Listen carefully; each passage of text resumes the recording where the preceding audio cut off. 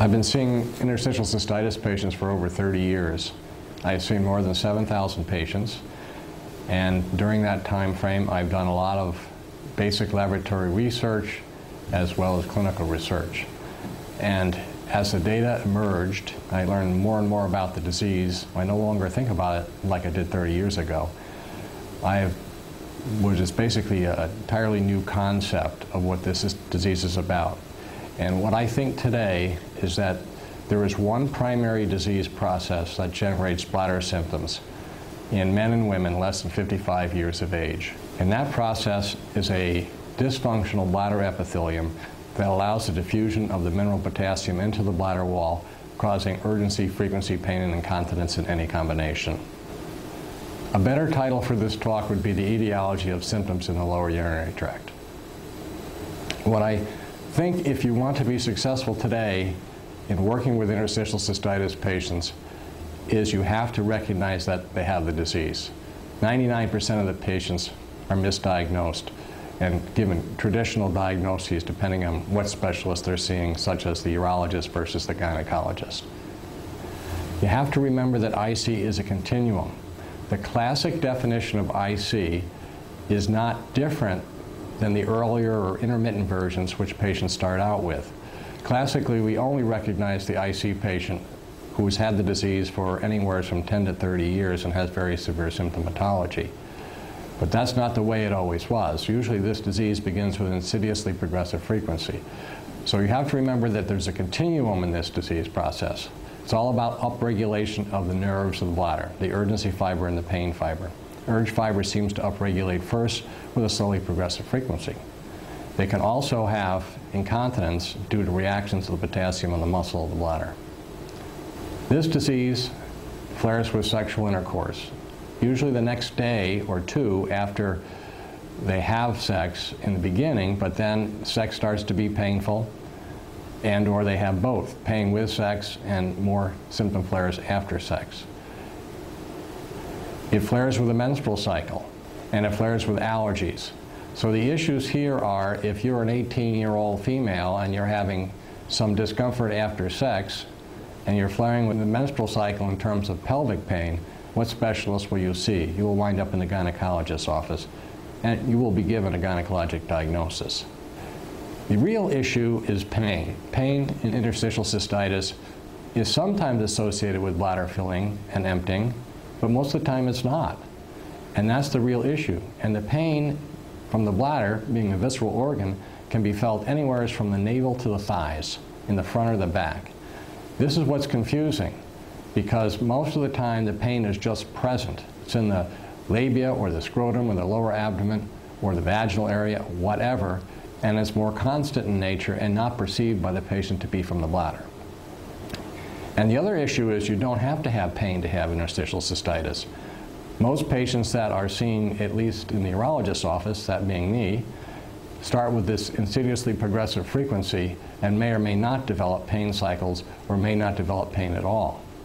It's all about the epithelium. That's key in the pathogenesis of interstitial cystitis. This cartoon summarizes this concept. Basically, the bladder during the storage phase has to hold all the metabolites and solutes that have been cleared by the kidneys in the bladder lumen and not allow them to diffuse back into the bladder wall. And it can do so because the mucus lining the outer cells of the epithelium is a very impenetrable barrier that prevents the solutes from moving across the bladder wall. If that barrier is defective, then potassium is the real culprit here. It's very high concentrations in urine, up to 100 milliequivalents per liter, will allow for diffusion into the bladder wall where it will directly depolarize muscles and nerves and smooth muscle, so you can get pain, urgency, frequency, incontinence in any combination in these patients.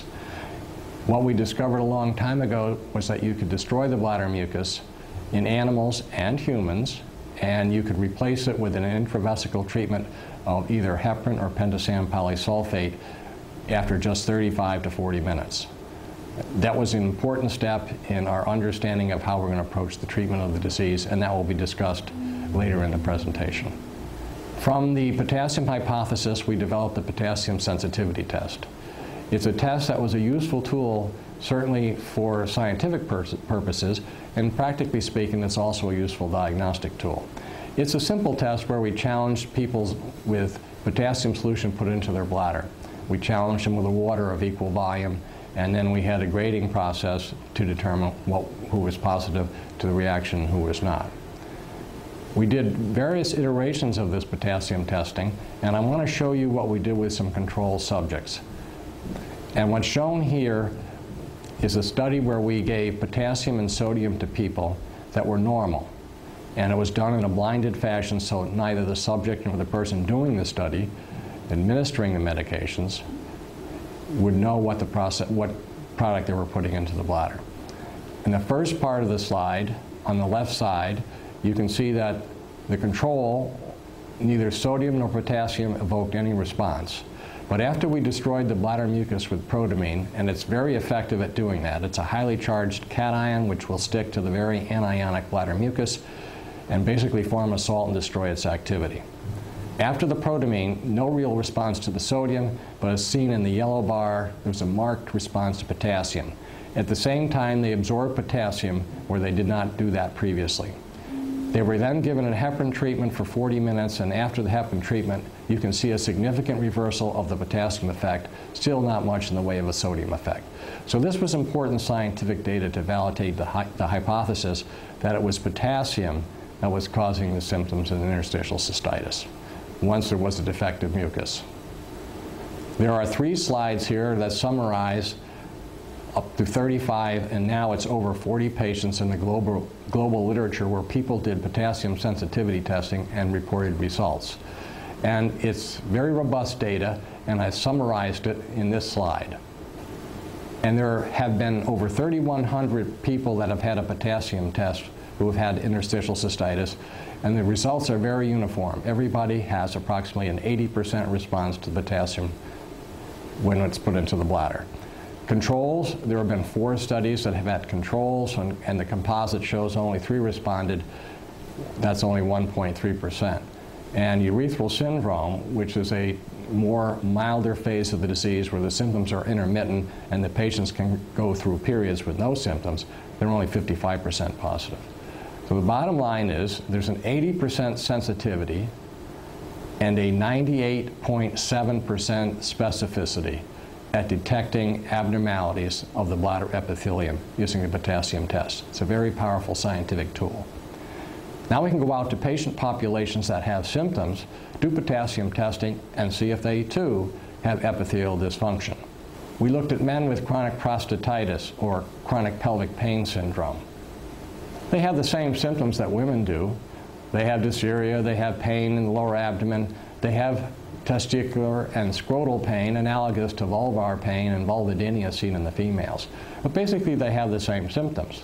And when they had potassium sensitivity testing performed, there are 2 published studies that show respectively 83 and 84% of the patients are potassium sensitive. So prostatitis isn't a prostate disease, it's a bladder problem. Most of the patients have urgency frequency. That is a bladder symptom.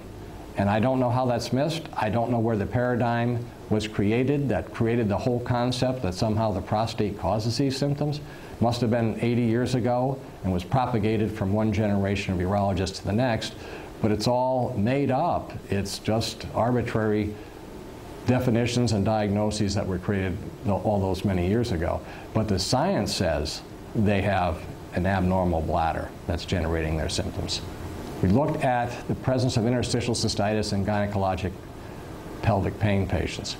They see over 15 million women chronically with pelvic pain, and they have their own paradigm for it.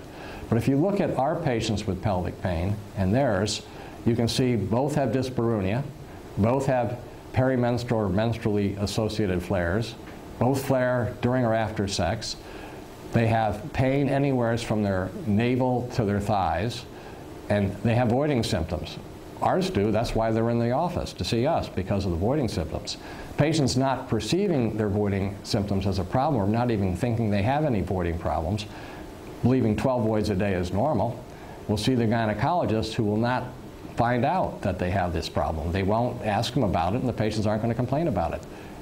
So consequently, they will wind up with a gynecologic diagnosis that will be based on whatever artificial definition they have for their particular symptoms and fit it into their paradigm. So we had 4 gynecologists do potassium sensitivity testing on patients coming in to see them, and they took them serially, so they did not select patients. We had them screen their pelvic pain patients for potassium sensitivity. At the same time, give them a symptom questionnaire which called out bladder symptoms of frequency and urgency. But we did ask them how many times a day they voided. And what did we see? 81% had positive potassium tests, 84 had GU symptoms, that is 84%, which is identical to what we found in the urologic population. This is a major change in the paradigm for chronic pelvic pain in gynecology.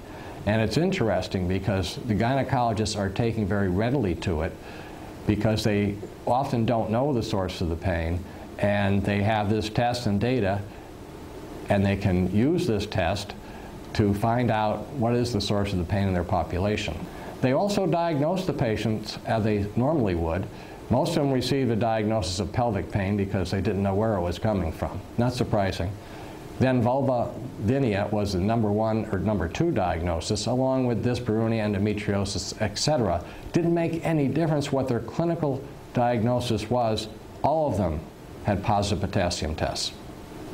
This summarizes the potassium sensitivity test done in symptomatic populations. Interstitial cystitis, as reported, 80% are positive. Radiation cystitis, there were 5 reported, they were all positive, but the radiation damages the blood supply to the bladder, and then the epithelium becomes dysfunctional and potassium does the rest. BPH LUTs are positive in about 1 out of 6 patients that get urodynamic studies. That was done in 1 study. Prostatitis is 84% positive. Overactive bladder is in red because the study was done by a gynecologist, and 71% were positive.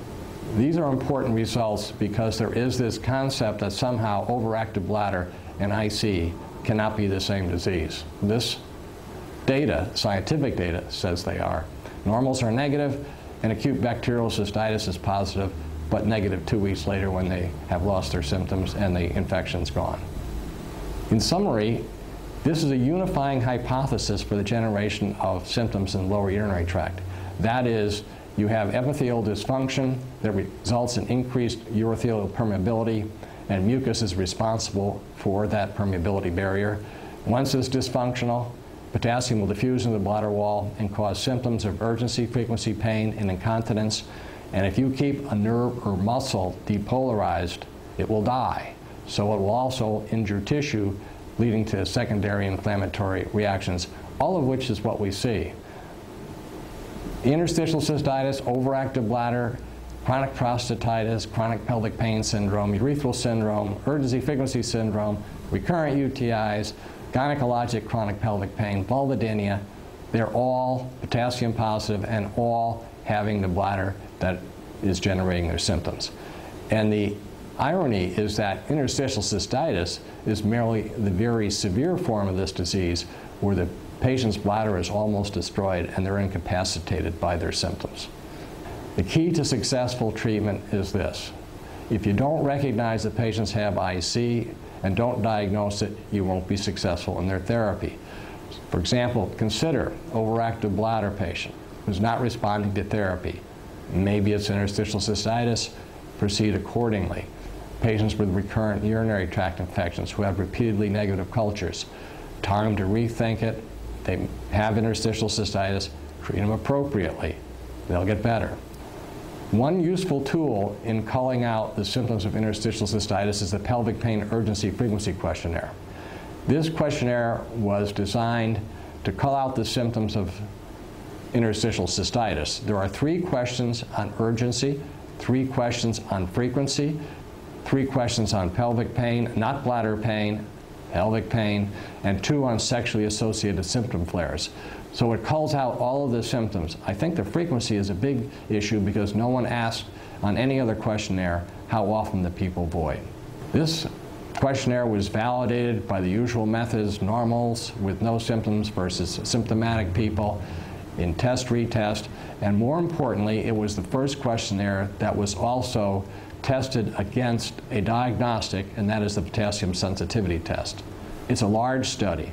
334 patients were entered into the study, given the questionnaire, and had a potassium test, and 51 controls were entered and given a potassium test. Controls did not have any symptoms. They scored 0 to 1. They had negative potassium tests, all of them. But as the scores went up, as you can see along the abscissa, red representing patients seen by urologists, yellow gynecologists, they're all about the same, but as the scores go up, so does the incidence of having a positive potassium test. If you score 10, it's about 74%. If you score 15, it's about 79 to 80%. If you score 20, it's over 90%. Very useful tool for screening out the symptoms of IC and alerting you to the fact that they have this disease. That takes us to therapy. There are 3 basic principles to follow for therapy, critical principles. The first one is correct epithelial dysfunction. That's what the disease is all about. If you don't fix the epithelial dysfunction, you don't win the battle. And to do this, we have 2 drugs. We have pentasam polysulfate and we have heparin. Pentasam polysulfate, or Elmron, is an oral product. Heparin is not, and it has to be put into the bladder with a catheter. But you have to maintain the patients on one of the heparinoid therapies indefinitely if you want to be successful in therapy. Then inhibiting neurological activity is what we've done forever. We give them anticholinergics, antimuscarinics. We give them tricyclic antidepressants, even narcotics. There are a lot of drugs that we use to suppress the neurological hyperactivity, but remember, that's a response to the disease. It's not the cause. So you're shooting a messenger. It's fine to do this as long as you combine it with something that will correct the epithelial dysfunction. And lastly, you have to control the allergies, because histamine and allergies really drive the disease. Once you start releasing histamine around the body and in the bladder wall, it causes an epithelial dysfunction and the disease will flare. And that's going to be important therapy in about 70% of the patients. I wanted to show you some data on how important it is to maintain patients indefinitely on heparinoid therapy. You don't stop it. If you want to get better success with a patient, you can add more treatments, whether it be pelvic floor exercises or anything else that you're adding. You add it. You don't stop the basic drugs that will help fix the epithelial dysfunction. This is a study, a large study in 28 centers in North America that looked at about 350 patients with 3 different doses of pentasam polysulfate. And it was blinded. The study lasted 8 months. The important point about this study is that as you watch from 4 weeks to 32 weeks, there's a steady improvement in the patients as they stay on the drug. It gets to about 65% response rate, regardless of the dose, at about 8 months. It's important data, and it emphasizes the point. Pentasam or heparin do not directly treat the symptoms. They fix the problem, the bladder will heal, and this takes time. The dose that I usually use for pentasam polysulfate or Elmron is 200 milligrams twice a day. It's off-label. The labeling is 100 milligrams 3 times a day. That's fine. Hard to remember to take 3 pills a day. Best, if you're going to use 300 milligrams a day, have them take 2 in the morning and 1 at night, or vice versa, so that they don't have to take the middle of the day dose, which is one that's usually forgotten. And it's a relatively low dose, so you don't want them to miss that last pill. I also wanted to show you some data on what you can do to treat the allergies. I think that one of the most useful drugs in treating IC is hydroxyzine. It's Atarax is the old trade name. And this is double-blind data to show that when you combine Atarax or hydroxyzine and pentasam polysulfate, you have significantly more improvement over placebo, and that it's even numerically better than pentasam alone, which is also better than placebo. So the dose of hydroxyzine that we recommend is 10 to 25 milligrams initially, at least 1 hour before bedtime. because it's sedating, and if they don't take it at least 1 hour before bedtime, then they will be fatigued the next morning and they won't take the medication. It works better after they're on the drug for 1 to 3 months and continues to improve. They usually need less over time, but during the allergy seasons they may need it doubled and tripled. But if they take it all year long, the sedating effects are minimal and they have better effect on the mast cells at blocking the production of histamine. This is the biggest breakthrough that we have had for treating the acute symptoms of interstitial cystitis. We had nothing prior to this, maybe narcotics, and they're certainly not a good option for the patients. They work not as well, they're addicting, and they cause upregulation of the nerve fibers. But lidocaine comes as lidocaine hydrochloride, and it's protonated with hydrochloric acid from its free base form. Its free base form is not soluble in water, so that's why it's protonated. But when it's protonated, it won't go through lipid membranes. You can trade it off by alkalinizing it. If you raise the pH to 7.1 or higher, then you shift the equation so that there's more of the drug in the free base form that will go through the lipid membrane. Anesthesiologists have been doing this routinely for 20 years with their local anesthetics by adding a little bit of bicarbonate to the lidocaine because it sets up more quickly in the nerve endings and gives a more profound block. The other drug that we add to this is heparin, because we know from animal studies, we know from human studies that it will coat the defective epithelial wall and restore the permeability barrier.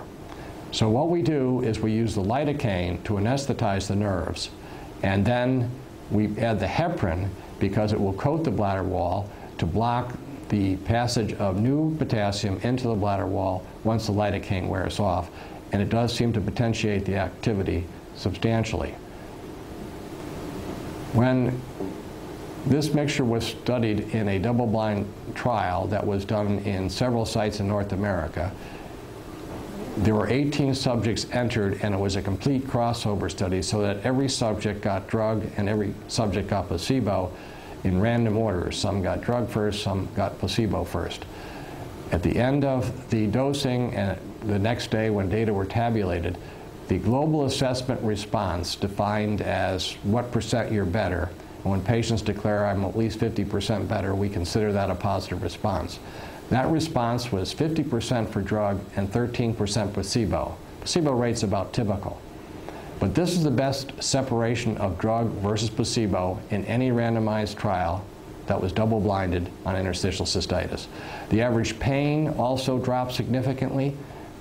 In the patients, it was 38% versus 17% in the placebo group over a 12-hour period, and urgency similarly was 35% better versus 13% better. There's one other point I would like to make about the mixture.